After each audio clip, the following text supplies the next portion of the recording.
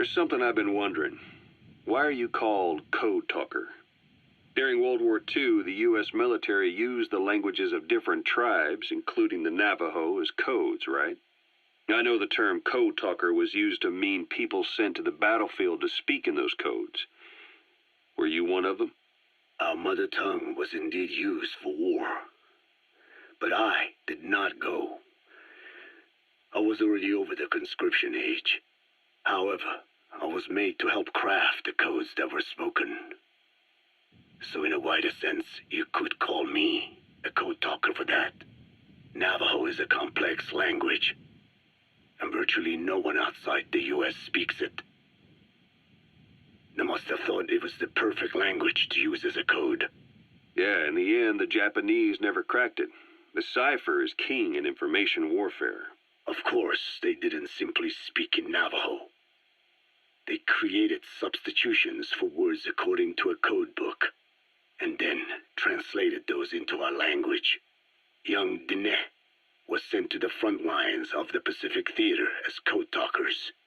To fight is an honor for the Diné. They were the pride of our people. But I cannot say this history brings me joy. Words are alive. When they are spoken, life is breathed into them. They become a part of the listener. Our words were transformed into lifeless ciphers and used for war.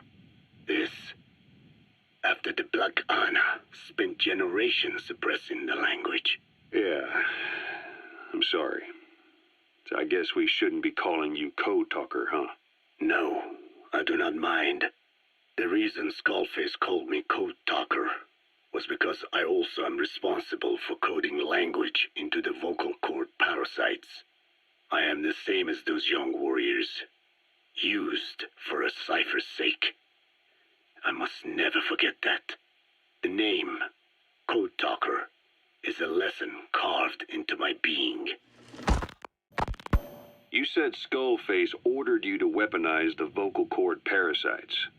But you also said he wasn't the reason. And he wasn't. I was seduced by the parasites. That is a fact. How? You mean from your curiosity as a scientist? That I cannot deny, but there is more to it. The story goes back to the 19th century, to my earliest memory. One day, a man from the government visited our hogan, our home. I cried as he yanked me from my mother's arms and took me away to an Indian boarding school. From that day forward, I became George. This was the name my teacher gave me. I was forced to give up my Diné name, forbidden from speaking anything but English. If we dared utter a word of filthy Navajo, the teacher made us eat a bar of soap. Yeah, that was the U.S. government's education policy for Native Americans.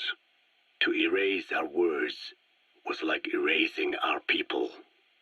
Their education was tantamount to ethnic cleansing.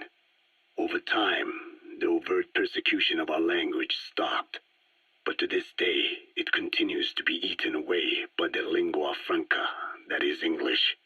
Many of the Diné outside the reservations can speak nothing else, and it isn't just our language. Across the world, minority languages are being destroyed by dominant languages. Many are on the verge of extinction. Enter the vocal cord parasites. Yes, I began thinking that minority languages needed some sort of deterrent against dominant languages. In order that their peoples and cultures would survive. It was then that I came across literature at the Foundation claiming that man acquired language thanks to a type of parasite, one that distinguishes between languages as a precursor to reproduction. If I could just resurrect it, make it more pathogenic, I would have my deterrent against English. But I failed to hide that aim from Skullface. He noticed. Yes, I wanted to retaliate against the English language. Though never did I intend to actually use it as he planned. You know how the story ends. I was forced to study how to make the parasites compatible with all the world's languages. All but English. However, he in fact secretly isolated an English strain. I will not be held prisoner by the man's phantom. The English strain must not be allowed to exist either.